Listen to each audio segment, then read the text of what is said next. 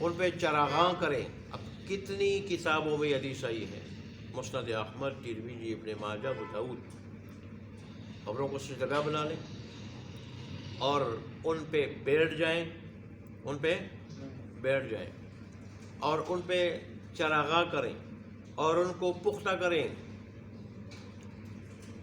ایک مرتبہ اچھا حدیث میں یہ بھی آیا ہے، حدیث میں یہ آیا ہے کہ رسول اللہ صلی اللہ علیہ وسلم جب مرض الموت میں تھے تو زیادہ سختی کی وجہ سے کبھی چہرہ چھپا دیتے، کبھی چہرے سے کمبل ہٹا دیتے۔ تو جب آپ چہرے سے کمبل ہٹا دیتے، چہرہ ظاہر کر دیتے، تو اس وقت یہی کہتے لعن اللہ الیہود والنصارى اتخذوا مقابر انبیائہم مسجدا۔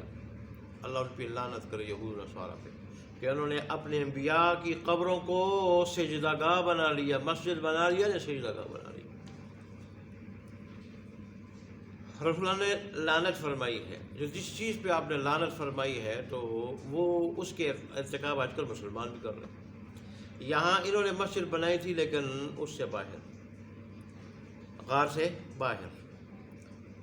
بہرحال آگے دوسری چیز اللہ نے ان کی تعداد کے بارے میں لوگوں کا اختلاف بتایا۔ کوئی اللہ تعالیٰ نے فرمایا کہ کوئی کہے گا کہ وہ 3 تھے اور چوتھا ان کو کتا، بعض یہ کہیں گے کہ 5 تھے اور چھٹا ان کا کتا۔ یہ بغیر نشانے کے تیر چلانے والی بات ہے، بے تکی بات ہے، بے تکی بات ہے، اٹکل والی بات ہے، اپنے اندازے سے چھوڑنے والی بات ہے۔ صحیح تعداد اللہ تبارک و تعالیٰ ہی جانتا ہے۔ جیسے عیسائی کہتے تھے کہ 2 ہیں، اللہ نے اس کی بھی تردید فرمائی۔ تو بہرحال صحیح تعداد جیسے عبداللہ ابن عباس نے فرمایا، اور یہاں اللہ تعالیٰ نے فرمایا کہ صحیح تعداد کم لوگ ہی جانتے ہیں۔ تو حضرت عبداللہ ابن عباس نے فرمایا کرتے تھے ان کم لوگوں میں سے میں ہوں، میں ان کی تعداد جانتا ہوں، اور فرماتے تھے کہ وہ 7 ہیں، 7 اصحاب کہف تھے، 8واں ان کا گفتا تھا۔ اور مفسرین کہتے ہیں کہ یہاں قرآن میں بھی اس کی طرف اشارہ ہے، کیونکہ اس سے پہلے کلام کو اللہ نے الگ ذکر کیا اور اس کے آخر میں فرمایا رجما بالغیب، بغیر نشانے کے تیر چلانے والی بات ہے، یہ بغیر نشانے کی بے تکی بلا تحقیق بات ہے۔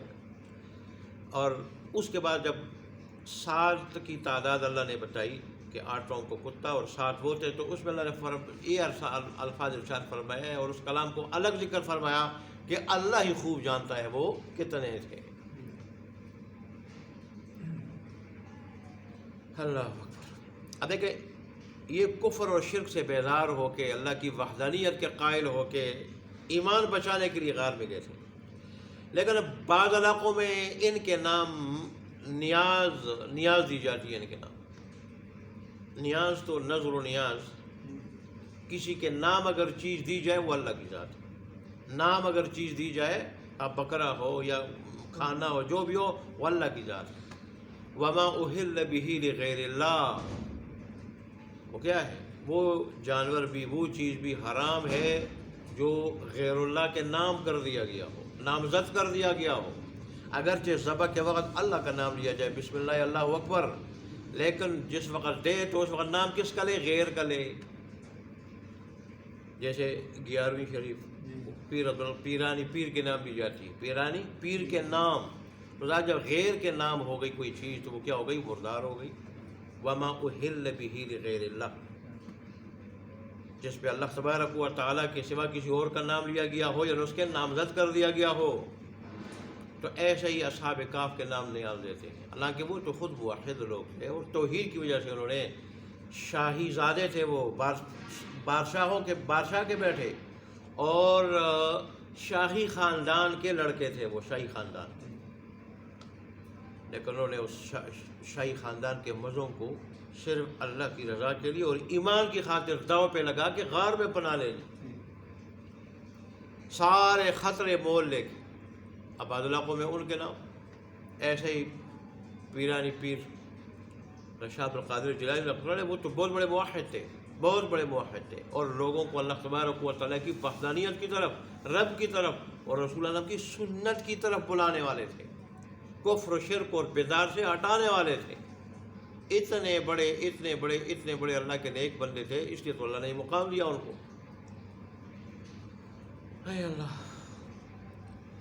پھر رسول اللہ صلی اللہ علیہ وسلم کو اللہ تبارک نے فرمایا کہ اصحاب کہف کے بارے میں کسی سے زیادہ بحث و مباحثہ کرنے کی ضرورت نہیں، بس اتنا ہی بتائیں کسی کو جتنا ہم نے بتایا، کیونکہ قرآن ہم نے پہلے بتایا، قرآن کوئی ڈائجسٹ نہیں ہے، قصہ کہانی کی کتاب، کہانیوں کی کتاب نہیں ہے۔ اللہ نے یہاں کوئی واقعہ ذکر کیا تو کسی عبرت کے لیے، سبق کے لیے، یہی وجہ اللہ نے پوری تفصیلات ہی بتائی، اتنا ایسا ذکر کیا جس سے سبق وابستہ تھا۔ تو فرمایا جتنا ہم نے آپ کو بتایا اتنا ہی کسی کو اگر اس بارے میں بات کرنی اتنی ہی، اس سے زیادہ جو لوگ اس کے بارے میں کہتے ہیں وہ یقینی اور قطعی باتیں نہیں ہیں، وہ اندازے کی بات ہیں، اور ان کے بارے میں کسی اور سے پوچھنے کی ضرورت نہیں، کیونکہ اور اگر بتائے گا تو یقینی صحیح بات نہیں ہوگی، یقینی صحیح بات نہیں ہوگی، بنائی ہوئی بات بھی ہوگی، بنائی ہوئی بات بھی ہو سکتی ہے، یقینی اور صحیح بات وہی جو وحی کے ذریعے آپ کے پاس آئی ہے۔ تو بہرحال اس میں ہمارے لیے سبق یہ ہے کہ لوگوں نے اللہ کے لیے اور اللہ کے دین کے لیے اور ایمان کے لیے بڑی بڑی قربانیاں دیں، تو جب قربانیاں دی اللہ نے مقام بھی دیا۔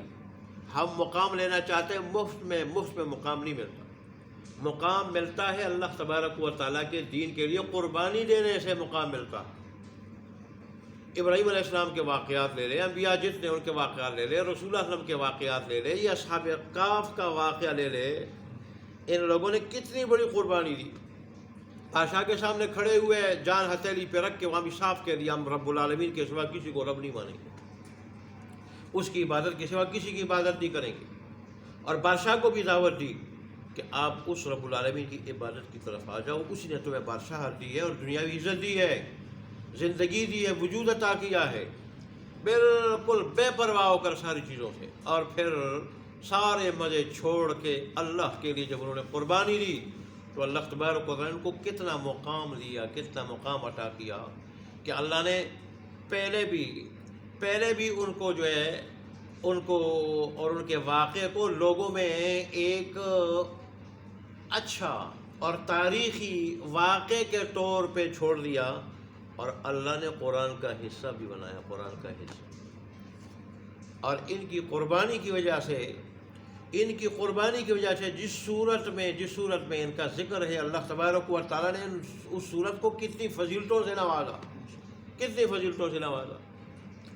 اس سے یہ اللہ تبارک و تعالیٰ نے ہمیں سبق دیا کہ میرے نام کی جو قربانی دیتا ہے میں اس کو پھر نوازتا ہوں دنیا آخرت دونوں میں، اور اس کا نام ایسا بابرکت بنا دیتا ہوں، نام کہ جب لوگ ایسے لوگوں کا تذکرہ کرتے ہیں تو اس سے بھی ان کو فائدہ پہنچتا ہے، ایمانی فائدہ پہنچتا۔ اللہ تبارک و تعالی ہمیں یہ سبق نصیب فرمائے کہ ہم دین کے لیے تن من دن جس کی بھی قربانی دینی پڑ جائے تو ہم وہ آسانی کے ساتھ دے دیں، بڑے شوق کے ساتھ دے دیں۔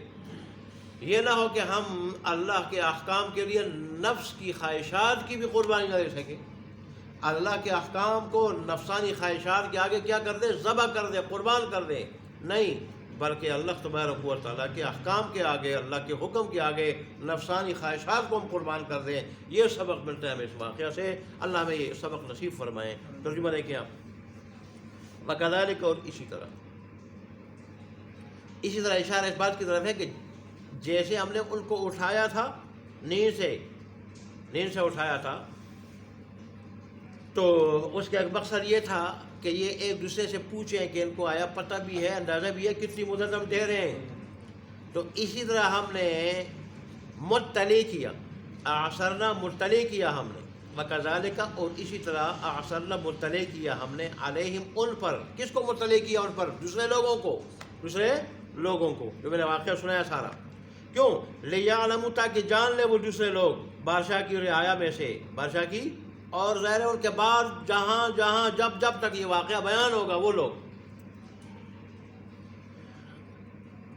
جان لے، کیا جان لے؟ لِيَعْلَمُوا، تاکہ جان لے وہ لوگ، أَنَّ وَعْدَ اللَّهِ حَقٌّ، یہ کہ اللہ کا وعدہ برحق ہے، اللہ کا وعدہ کیا ہے؟ برحق ہے۔ اللہ نے اپنے بندوں کی مدد کے اور جو بھی وعدے کیے ہیں وہ برحق ہیں۔ وَأَنَّ السَّاعَةَ لَا رَيْبَ فِيهَا، اور یہ کہ قیامت میں کوئی شک و شبہ نہیں، کوئی شک و شبہ نہیں. اِذْ يَتَنَازَعُونَ بَيْنَهُمْ أَمْرَهُمْ، جب وہ جھگڑ رہے تھے آپس میں اپنے معاملے میں کہ بھئی اب کیا کیا جائے، عمارت بنائی جائے تو کون سی. فَقَالُوا ابْنُوا عَلَيْهِمْ بُنْيَانًا، تو انہوں نے کہا کہ ان کے اوپر ایک عمارت بناؤ. کیا بناؤ؟ عمارت بناؤ. اور ربهم اعلم بهم، یہ بات کی کتنا عرصہ رہے قبر میں، یہ چھوڑ دو. ربهم اعلم بهم، تمہارا رب ہی خوب جانتا ہے ان کے بارے میں، کتنا عرصہ اس میں رہے غار میں. قال الذين غلبوا على امرهم، کہا ان لوگوں نے جو اپنے معاملے میں غالب تھے، اپنے معاملے میں غالب تھے، لَنَتَّخِذَنَّ عَلَيْهِمْ مَسْجِدًا، کہ ضرور بے ضرور بنائیں گے ہم ان پر مسجد. سَيَقُولُونَ، القریب کہیں گے یہ لوگ، ثَلَاثَةٌ، کہ وہ تین تھے. وہ کتنے تھے؟ تین. اور رَابِعُهُمْ كَلْبُهُمْ، چھوٹا ان کا کتا تھا. وَيَقُولُونَ، اور کہیں گے یہ لوگ، خَمْسَةٌ سَادِسُهُمْ كَلْبُهُمْ، کہ وہ پانچ تھے اور چھٹا ان کا کتا تھا. رَجْمًا بِالْغَیبِ، ٹھیک. یہ تیر چلانا ہے بغیر نشانے کے، بغیر نشانے.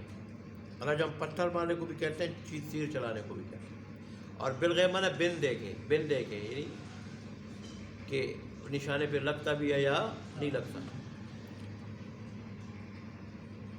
مطلب ہے کہ بے پرواہ ہو کے باز کر رہی ہیں، بے پرواہ ہو کے یہ لوگ کیا کر رہے ہیں، باز کر رہے ہیں، پتہ نہیں اور باز کر رہے ہیں اپنی طرف سے. یہ نہیں کرے غلط بات کہیں گے تو اس کی پوچھو گی ہم سے. ہم تو جو کچھ کہہ رہے ہیں وہ لکھا جا رہا ہے، لکھا جا رہا ہے. قیامت کے دن ہم پھر کہیں گے ما لہذا الکتاب لا یغادر صغیرہ ولا کبیرہ الا احصاها، اس کتاب کو، نام اعمال کو کیا ہو گیا ہے، یہ تو عجیب کتاب ہے. یہ تو نہ چھوٹی بات چھوڑی ہے نہ بڑی بات، کوئی بات اس نے نہیں چھوڑی. گپ شپ میں ہم جو باتیں چھوڑتے ہیں وہ بھی لکھ دیتا ہے، اور ایک سچیار بیٹھا ہوتا ہے، نکلے لکھے، نکلے لکھے. وَيَقُولُونَ سَبْعَةٌ وَثَامِنُهُمْ كَلْبُهُمْ، اور کہیں گے یہ کہ وہ سات تھے اور آٹھواں ان کا کتا تھا. قُلْ رَبِّي أَعْلَمُ بِعِدَّتِهِمْ، آپ کہیں کہ میرا رب ان کی تعداد کو خوب جانتا ہے، ان کی گنتی کو خوب جانتا ہے. مَا يَعْلَمُهُمْ إِلَّا قَلِيلٌ، نہیں جانتا ان کو مگر تھوڑے سے لوگ. فَلَا تُمَارِ فِيهِمْ، بس آپ بس مباحثہ نہ کریں ان کے بارے میں، الا مراءً ظاہراً، مگر سرسری، تھوڑا بہت جتنا وہی کے ذریعہ بتایا گیا ہے. ولا تستفت فیہم منہم احدا، اور آپ ان کے بارے میں ان میں سے کسی سے سوال نہ کریں، مت پوچھیں. اللہ سبحانہ وتعالیٰ میں عمل کی توفیق. الحمدللہ رب العالمین، والعاقبۃ للمتقین، والصلاۃ والسلام علی رسولہ محمد وعلی آلہ وصحبہ اجمعین.